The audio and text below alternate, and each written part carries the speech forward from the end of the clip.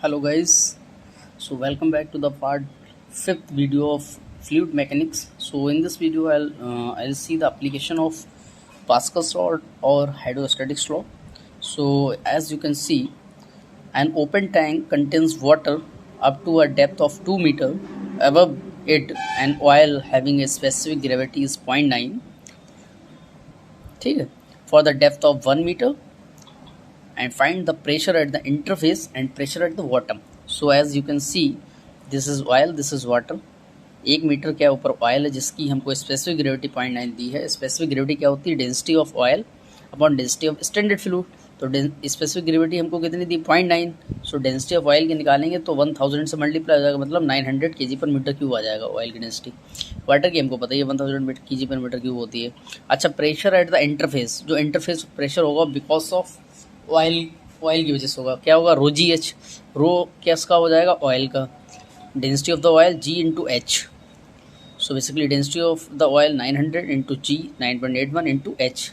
तो 1 metre height पे हम लोग निकाल रहे हैं तो 8829 पास्कल्स आ जाएगा. इसी तरीके प्रेशर एट द बॉटम निकालेंगे तो pressure of because of oil plus because of water, तो rho g h plus rho g h because of oil because of water, दोनों से जो ऐड होगा तो ऑयल का हम लोग निकाल दे चुके हैं 8829 plus density of the water 1000, जी की वैल्यू 9.81 रख दी और हाइट 2 मीटर.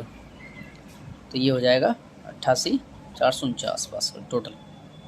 ठीक है, इसी तरीके से अब हम लोग देखेंगे manometers. What is manometer? Manometers are use to measure the pressure और pressure difference between the 2 points. As you can see in the figure, so basically manometers दो टाइप्स की होती हैं. एक तो सिंपल मैनोमीटर्स होती हैं, दूसरी होती है differential manometers. So simple manometers का मैंने जैसे एक एग्जांपल ले सकता है. कोई पाइप है जो जिससे मैनोमीटर कनेक्ट है. तो लेट से इस पॉइंट को मैंने ए ले लिया, ठीक है. ये कोई पॉइंट है पी ए, मान लो यहाँ पर प्रेशर है, डेंसिटी मान लो इसकी फ्लूइड की रो एफ है, ठीक है. ये मरकरी है, मान लो इसकी डेंसिटी रो एम हो गई, ठीक है. जो इसमें वाटर है, जहाँ तक ये ब्लू कलर से दिखाया हुआ ये वाटर लिया, इसकी डिस्टेंस में y1 मान ली. ये इसकी लेफ्ट लिम्प हो गई, ये इसकी राइट लिम्प हो गई. यहाँ पर ये खुला हुआ है तो बिकॉज ऑफ एटमॉस्फेरिक प्रेशर लगेगा, ये राइट लिम्प हो गई. तो हमको ये पता है according to the Pascal's law when the fluid at rest the pressure intensity for the same fluid की बात करें, the pressure intensity at 1 point and 1 मतलब 1 पॉइंट प्रेशर इंटेंसिटी जो यहाँ होगी वो यहाँ पे होगी. तो अगर मैं प्रेशर इंटेंसिटी यहाँ पे निकालता हूँ तो देखो x क्या है? Difference in the manometric level ये है. y2 ये ले लिया डिस्टेंस, ठीक है. So at equilibrium 1 and 1 will be the same. Here the pressure intensity at both the points are same because the same fluid है एट रेस्ट है. तो पास्कल्स लॉ के अकॉर्डिंग प्रेशर इंटेंसिटी सेम होगी. तो P1 अगर मैं निकालूंगा तो देखो PA प्लस, जैसे जैसे हम लोग नीचे आते हैं तो क्या होता है? जैसे जैसे हम लोग नीचे आते हैं जो स्पेसिफिक ग्रेविटी वो जैसे जैसे हम लोग नीचे आएंगे तो ये वाटर है. तो ये हालांकि PA plus density of the fluid plus G plus Y, हालांकि ये भी प्रेशर है लेकिन रो जी एच की फॉर्म में लिखते हैं हम लोग हाइड्रोस्टैटिक्स लॉ से. P बराबर रो जी एच होता है ना. तो इसी तरह P2 हम लोग निकालेंगे तो P2 मतलब इस पॉइंट पे, ठीक है. हालांकि जो हमने यहाँ तक निकाल लिया मतलब यहाँ पहुँच गए. ये x वाली डिस्टेंस को हमको कवर करना है, ठीक है. तो आप ऐसे भी कह सकते हैं, ठीक है. तो यहाँ आप लोग क्या कर सकते हैं? एक्चुअली जो P2 क्या हो जाएगा? रो एम जी इंटू एक्स, इस डिस्टेंस पे जो होएगा वो हो जाएगा, ठीक है. तो वो मान लो ऊपर एयर है, एयर की डेंसिटी वैसे ही ऑलमोस्ट 1 ही अप्रॉक्सीमेट होती है, तो वो हम लोग निगलेक्ट कर देते हैं. दोनों को इक्वल रख देंगे, यहाँ से PA कैलकुलेट हो जाएगा, ठीक है. ये P2 इसलिए गेज प्रेशर हो जाएगा because of here this is vacuum because air is there. So whatever height is going to down the same height will be rise because area same है. दोनों लिम्स का area same है. जैसे जैसे इसमें pressure ज़्यादा लगेगा तो जितनी हाइट ये नीचे आएगा तो same height will goes down, मतलब अप. ठीक है। So this is simple manometers. So let's see the second. So if you have any doubt, comment in the comment section. So second example है differential manometers. Differential manometer are of course measure the pressure difference between the 2 points. So हमारे पास क्या 2 pipes के बीच में हमने manometers को connect कर रखा है, जिससे हम उनका प्रेशर डिफरेंस को मेज़र कर चुके हैं। तो फ्लूइड इसमें ए है, इसमें फ्लूइड बी है। सो यहाँ पर वाटर है जिसकी y1 हमने डिस्टेंस ली, डेंसिटी रो ए ले रखी है। इसमें यहाँ पर कोई मैनोमेट्रिक फ्लूइड है, रो एम डेंसिटी ले ली हमने यहाँ तक, ये डिस्टेंस x ले ली। यहाँ 1 पे तो सेम ही रहेगा, प्रेशर इंटेंसिटी तो सेम फ्लूइड है। यहाँ पे अलग रहेगा, इसमें वाटर है, ये मरकरी है, x वाली डिस्टेंस। ये मान लो ये हमने रो वी डेंसिटी ले ली, ये एयर है या कुछ है, उसको पता नहीं है अभी, हालांकि क्वेश्चंस में गिवन होता है। If we are assuming that here P A is more than P B, why we are assuming, because अगर हम लोग एज्यूम नहीं करेंगे, देखो हम लोग ने देखो एक आप अगर चाहो तो आप देख के खुद अंडरस्टैंडिंग आप कर सकते हैं। कैसे? देखो जाहिर सी बात है कि ये मैनोमेट्रिक फ्लूइड ऊपर जा रहा है, मतलब यहाँ पर प्रेशर ज़्यादा होगा तभी तो ये ऊपर इसको राइज कर रहा है ना, इसीलिए। हालांकि हमने एज्यूम कर रखा है, तो लेफ्ट लिम्ब पे अगर हम मेजरमेंट करेंगे तो P A plus rho A plus y1 distance जो जी बराबर क्या हो जाएगा, ये P B plus rho B, ये वाली डिस्टेंस भी हमने ले ली। हालांकि उसमें हमने एयर वाले उसमें छोड़ दिया था, लेकिन वो ले सकते हो आप, वो अगर वैल्यू दी है क्वेश्चंस में तो करना पड़ेगा उसको। Rho B G y2 plus rho M, ये x वाली डिस्टेंस ले ली, और P A minus P B की वैल्यू कैलकुलेट कर ली। बहुत सिंपल है। अच्छा, इन्वर्टेड U2 मैनोमीटर्स भी होती है। इन्वर्टेड U2 मैनोमीटर्स में क्या रहता है, जैसे अभी तक हमने मैनोमीटर्स देखी हैं इस फॉर्म में, ये इन्वर्टेड रहती है, बिल्कुल उल्टा रहता है। जैसे यहाँ पर 2 पाइप्स हैं, उससे ये मैनोमीटर कनेक्ट है। तो इन्वर्टेड मैनोमीटर्स में हमने देख लिया, यहाँ मैनोमेट्रिक फ्लूइड है, जो प्रेशर इंटेंसिटी यहाँ पे सेम होगी सेम फ्लूइड्स में, यहाँ अलग होगी, क्योंकि यहाँ भाई कुछ और रो ए डेंसिटी का फ्लूइड है, यहाँ पर मैनोमेट्रिक फ्लूइड है, यहाँ अलग होगी। जहाँ पे सेम होगी वो हम उसको एज अ रेफरेंस लेके वहाँ से हम लोग 1 पे हम लोग लेके P1 P2 बराबर होंगे। तो जो लेफ्ट लिम्ब है, ये राइट लिम्ब है, लेफ्ट लिम्ब को हम लोग कैलकुलेट कर लेंगे कैसे, P A plus as we are going up, जैसे कि हाइड्रोस्टैटिक्स लॉ में हमने पढ़ा था, हम लोग जैसे जैसे नीचे आते हैं, जो हमारी जो बेसिकली हमारे जो वाई है वो डिक्रीज करती है, या कह सकते हो स्पेसिफिक जो वेट है या ग्रेविटी है, वो जैसे जैसे हम लोग नीचे आते हैं वो बढ़ती है, जैसे जैसे ऊपर जाएंगे तो वो घटेगी। इसी तरीके से हम लोग पी ए माइनस ये लिया गया, जैसे जैसे हम लोग ऊपर जा रहे हैं। हालांकि इनमें हम लोग नीचे, भाई यहाँ पे अगर हमने इसको बेस लिया हुआ है तो पी ए प्लस ये डिस्टेंस इंटू इसकी डेंसिटी इंटू जी, फिर हम लोग यहाँ पे आ गए मतलब यहाँ पे आ गए, फिर हम लोग ने ये लिया इसको पी बी प्लस ये डिस्टेंस। इसमें क्या है, इसमें हमने यहाँ पे बेस है हमारा, तो हमने इसमें पी ए प्लस ये हाइट इसको इंटू इसकी डेंसिटी इंटू जी, तो हम लोग यहाँ पे आ गए मतलब हम लोग इस पॉइंट पे आ गए, क्योंकि for the same fluid according to Pascal's law और हाइड्रोस्टैटिक्स लॉ, तो pressure intensity at the point 1 and 1 are same. 1 और P2 भी ले सकते हो आप उसको, हालांकि मैंने यहाँ लिख रखा है।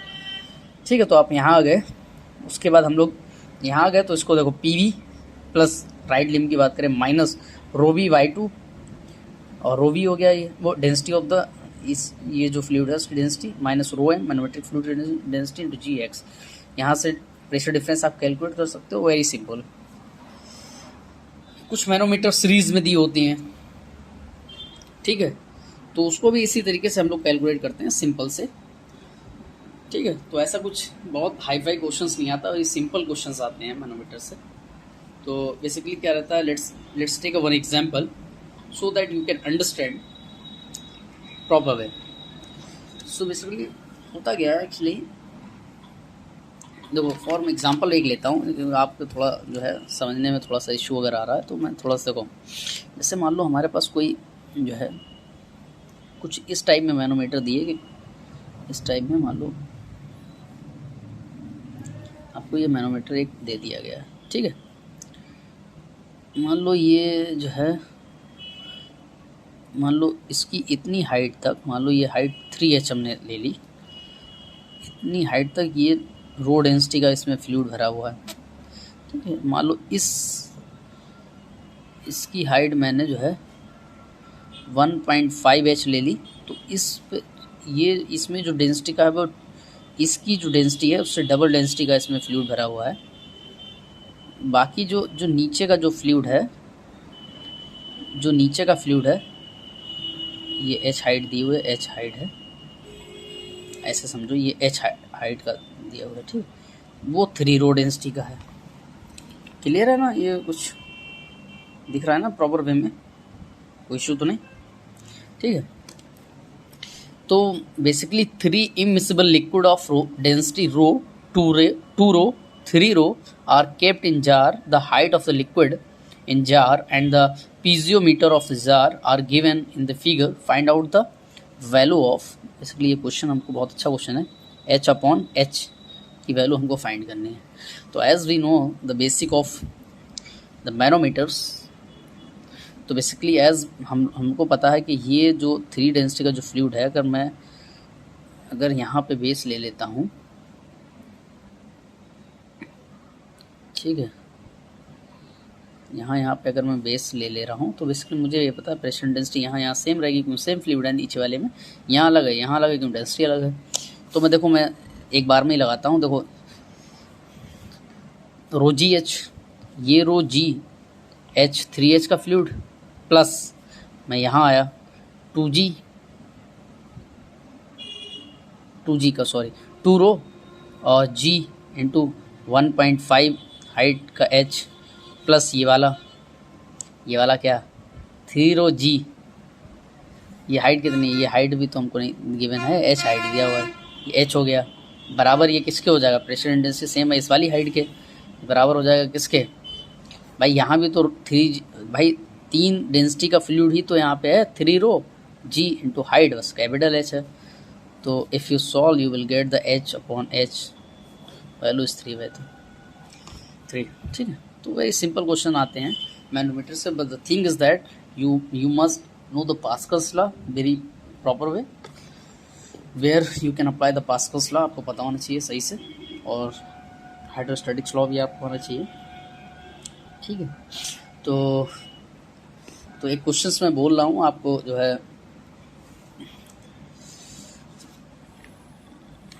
है करना है, या एक क्वेश्चंस मैं आपको जो है दे रहा हूँ, बहुत अच्छा क्वेश्चन है। ठीक है, तो आप स्क्रीनशॉट लेके इसको जो है करिएगा। ठीक है, तो क्वेश्चन क्या है? A vertical cylindrical vessel has a layer of kerosene whose density is 800 kg per meter cube over a length of water 1000 kg per meter cube. L-shaped glass tube are connected to column 30 cm apart. The interface between the two layers lies between the 2 points at which L-shape connected. Find out the level in centimeter of the liquid rise in the interface tube. तो ठीक है, तो इस question को बनाइए, देखिए कोई doubt आता है तो कमेंट करिए। ठीक है, सो इसके बाद हम लोग जो है आगे मूव करते हैं। ठीक है, सो जो बेसिक जो फ्लूइड स्टैटिक्स थी वो फिनिश हो गई है। सो आप हेडिंग लगाइए फ्लूइड काइनेमेटिक्स। सो फ्लूइड काइनेमेटिक्स जो अगला टॉपिक है वो फ्लूइड काइनेमेटिक्स। ठीक है, basically fluid kinematic describes the fluid motion, basically geometrically of the motion and different aspect of the fluid motion without finding out causes of motion. If the solid moves from one location to other, then each particles within the solid moves with the same velocity and acceleration also. But fluid moves or rotate from one location to other location, then every molecule within the fluid will move with a different velocity, that different acceleration. This is called the different aspect of the fluid. Basically in the fluid kinematics में क्या रहता है कि हम लोग fluid की जो motion है उसके बारे में हम लोग स्टडी करेंगे। सो इस मोशन को, यानी कि there are 2 approach to study the behaviour of the fluid. Basically जो फ्लूइड के बिहेवियर को जो है स्टडी करने के लिए 2 अप्रोचेस हम लोग को दी गई हैं। एक लैग्रेंजियन अप्रोच है, एक यूलरियन अप्रोच है। तो तो in Lagrangian approach each and every particle behavior is traced and it is kinematic behavior is found, then the kinematic behavior is found. In the Eulerian approach में क्या रहता है? In the Eulerian approach we study the behavior of flow particle at different location. Since this approach is very easy, hence Eulerian approach is generally used in the study of fluid kinematics.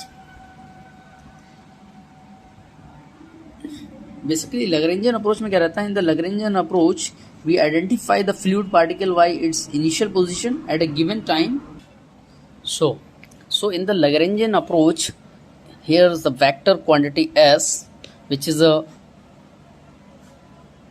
as you can see, which is a function of identity of the particle. S naught से denote किया है तो time. Here the space is changed for the particle to particle. यहाँ पर जो s है वो also a function है किसका? आई एक्स प्लस आई वाई प्लस के जेड. एक्स क्या है? फंक्शन है x not Y not Z into time. तो बेसिकली कहने का मतलब ये है x not Y not Z are the coordinates of the particle not space. It indicates the initial position of the particle at instant. So this approach is very difficult in particle practice. That's why we use the यूलरियन approach. Because देखो ये approach क्यों जो है difficult है, because इसमें क्या रहता है, जैसे फॉर एग्जांपल हम लोग लेते हैं ट्रैफिक, जैसे ट्रैफिक वाला होता है, जैसे हम लोग क्या है रोड, जैसे आपने रेड लाइट वाला सिस्टम पर देखा है. डेली लाइफ में क्या रहता है, जैसे मान लो जो ट्रैफिक वाला है वो क्या करता है, एक एक बंदे के पास जाता है और उससे उसका जो है गाड़ी के कागज़ देखता है, उसका लाइसेंस देखता है, फिर दूसरे बंदे के पास मतलब हर एक बंदे को वो चेक करेगा तब वो आगे जाने देगा. ठीक है. और यूलेरियन अप्रोच में क्या रहता है कि इन्होंने क्या किया कि पार्टिकुलर लोकेशन पे इन्होंने या स्टेशन पे इन्होंने जो है वो अपना चेकिंग मतलब स्टार्ट कर दी. इन्होंने अपनी लोकेशन बना ली, मान लो ए लोकेशन और बी लोकेशन, वहाँ पे से जो पास होगा वो अपना कागज़ और लाइसेंस वगैरह दिखा के जाएगा. तो वो क्या रहा कि basically in the Eulerian approach में क्या रहा कि ये अप्रोच मतलब इससे क्या हो गया, चीज़ें थोड़ी आसान हो गई और टाइम की भी सेविंग हो गई. इसी तरह के लैग्रेंजियन अप्रोच में क्या रहता था कि अगर एक एक वो जो है एक एक बंदे के पास जाके उसको चेक करना, इट्स वेरी डिफ़िकल्ट. सो इसी एग्जांपल से आप समझ सकते हो कि basically in the Lagrangian approach में क्या रहता है, space is also function of space. और बेसिकली स्पेस जो एक्स वाई जेड का जो फंक्शन है वो X Y Z also a function of X not Y not Z not और टाइम. यूलेरियन अप्रोच में क्या रहता है, in this approach vector v is equals to b S vector into t. Here space is fixed. अगर जैसे मैं acceleration के term में लेता हूँ a वेक्टर बराबर a s vector into t. Here u is a function of u x y z into t. In ax बराबर is a function of x y z और t. बेसिकली यहाँ पर जो acceleration होगा वो space का function होगा और into time. x y z are the coordinates of the space. ठीक है. तो basically in the whole kinematics और we use the Eulerian approach. ठीक है, because this approach is very easy and simple. उसके बाद हम लोग देखेंगे types of flow. Study straight flow. When the velocity u v w, u x direction में v w v जो है y डायरेक्शन में, w जो है z डायरेक्शन में, इन टर्म्स ऑफ अगर वेक्टर हमने वेक्टर मतलब वेक्टर पूरा हम लोग ने मैथमेटिक्स में डिस्कस कर चुके हैं हम लोग हैं. अगर कोई डाउट है आपको वेक्टर में तो आप वहाँ से भी जाकर देख सकते हैं प्लेलिस्ट में भी. तो when the velocity you v W, आपको पता चल जाएगा यू वी डब्ल्यू हम लोग ने क्यों लिया है, is not changing with time at any point in a flow field. Here you can see from this velocity vector is not a function of time at any given point. It's called the steady state flow. दूसरा का uniform flow होता है when the velocity does not change with the space not time. Steady state flow में क्या रहता है, time के साथ वेलोसिटी जो है वो चेंज नहीं होना चाहिए. यूनिफॉर्म फ्लो में क्या रहता है, when the velocity does not change with space at any instant the flow is called the uniform flow. As you can see in the notes. अरे रुक जाओ भाई, उड़ो मत. ठीक है, क्लियर है, विजिबल है, ठीक। When the velocity does not change with the space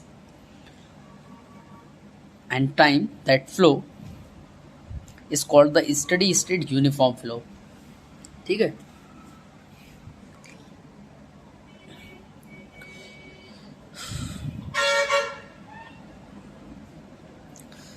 ठीक है। उसके बाद हम लोग जैसे एक्सेलरेशन वाला पार्ट है वो भी देखेंगे।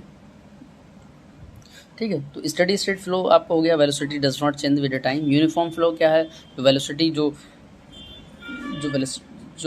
पैरामीटर्स है वेलोसिटी के यू वी डब्ल्यू वो R dot change with the space, it's called the uniform flow.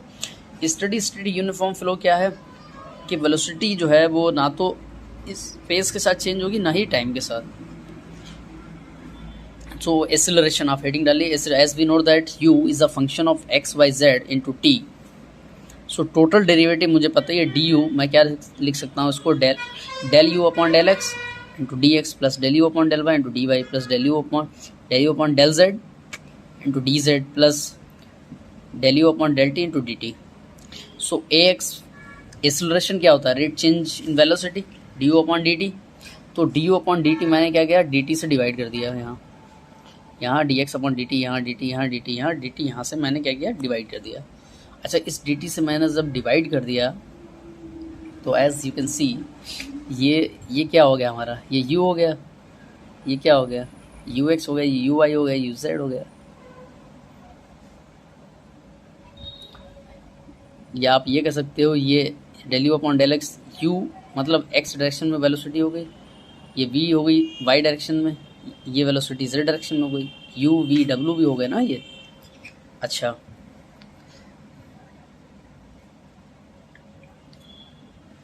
ठीक है। सो अब यहाँ देखिए थोड़ा सा, del x upon del t क्या हो गया हमारा, यू हो गया, del x upon del t velocity क्या होती है, डिस्टेंस अपॉन टाइम। तो ये हो गई वाई डायरेक्शन में, ये हो गई जेड डायरेक्शन में, तो यू वी डब्ल्यू की वैल्यू ये हो गई। अच्छा, del u upon del x हमारा जैसा था, हमने ऐसे लिख लिया। तो बेसिकली जो ए एक्स है, x basically d upon d t, this d upon d t is substantial और total derivative. So d upon d a x की वैल्यू मैंने निकाली, d u upon d t मैं निकालूंगा तो यू, ये वैल्यू यू हो गई, del u upon del x plus ये वैल्यू वी हो गई, del u upon del y plus डब्ल्यू del u upon del z plus d t cancel हो गया, del u upon del t.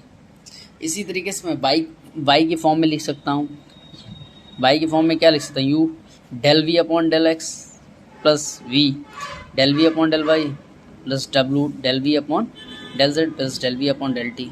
इसी तरीके से मैं डब्ल्यू की फॉर्म में लिख सकता हूँ।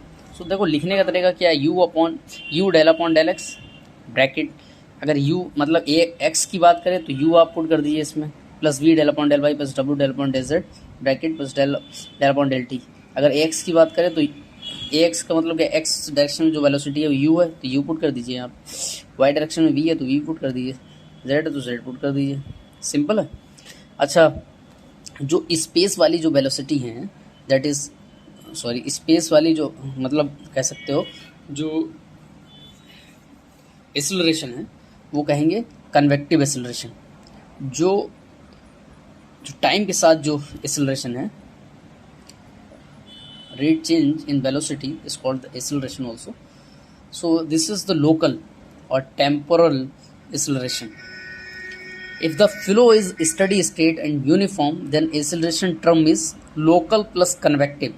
देखो स्टडी स्टेट का मतलब ये टाइम वाला जीरो हो जाएगा, यूनिफॉर्म का मतलब क्या है, स्पेस के साथ चेंज नहीं होगा, तो मतलब जो हमारा लोकल प्लस कन्वेक्टिव जो एक्सेलरेशन है वो जीरो हो जाएगा। कन्वेक्टिव एक्सेलरेशन क्या है, with respect to the position, while local acceleration with respect to the time. ठीक है, सो बेसिकली इससे भी क्वेश्चंस आते हैं। तो एक्चुअली में पूछ लिया जाता है कुछ इस टाइम में कि हम लोग से जैसे मोर टाइम में एक्सेलरेशन, जैसे as you see in my जो है वेक्टर कैलकुलस और vector differentials lectures, you know the how to calculate the modulus of magnitude. So A X square plus A Y square plus A Z का square, ठीक है। तो ये हो जाएगा हमारा क्या, magnitude of acceleration, magnitude of acceleration. इसी तरीके से अगर वेलोसिटी के मैग्नीट्यूड पूछा जाएगा तो u square plus V square plus W square, ये हो जाएगा magnitude of velocity. Magnitude of velocity, so very very important. इतना बता दे रहा हूँ, इतना सफिशिएंट है। ठीक है, आगे हम लोग डिस्कस करेंगे स्ट्रीम लाइन, पाथ लाइंस, ठीक है, और स्ट्रीक लाइंस, और उसके बाद हम लोग जो है देखेंगे नेक्स्ट पार्ट में rotation of the fluids, rate change of momentum, उसके बाद स्टीम फंक्शंस भी देखेंगे हम लोग, वेलोसिटी पोटेंशियल फंक्शंस देखेंगे, फिर उसके बाद कुछ एग्जांपल्स देखेंगे, फिर काइनेमेटिक वाला पार्ट अगले पार्ट में फिनिश हो जाएगा। ठीक है, सो यहाँ पे क्या है, एक क्वेश्चंस देख लेते हैं हम लोग।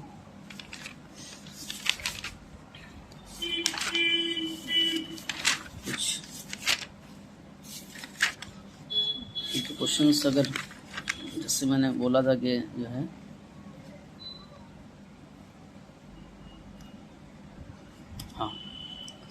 एक क्वेश्चन हम लोग देख लेते हैं। A piston of diameter 60 mm moves inside cylinder, the dia of cylinder 60.1 mm, determine the percentage decrement in the force necessary to move the piston when the lubricating is heated from 0 to 120 degrees centigrade. So as you know that this tau which is equals to mu du upon dy, tau which is equals to fs by a, so fs is directly proportional to the viscosity. So इसमें पूछ क्या रहा है, fs2 minus fs1 upon fs1, basically जो percentage decrement जो होता है वो final value minus initial value upon initial value होता है इनटू परसेंटेज। तो इसमें mu two minus mu one upon mu one into 100। So percentage decrement और परसेंटेज रिडक्शन एक ही है। तो हमको क्या है, mu two minus mu one हमको विस्कोसिटी दे रखी है दोनों टेम्परेचर पे, तो मैंने क्या है mu two minus mu one upon mu one into 100, सो 88.681 इसका आंसर हो गया। ठीक है, इसी तरीके से काफ़ी अच्छे अच्छे क्वेश्चंस हैं जो आप करिए, basic questions.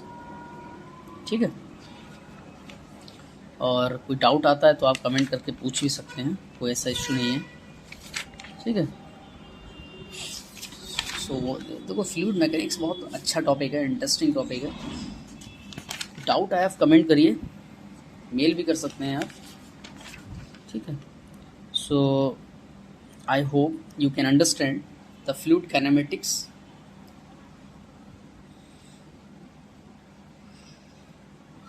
So do the practice and मिलते हैं नेक्स्ट पार्ट में। So take care, bye bye.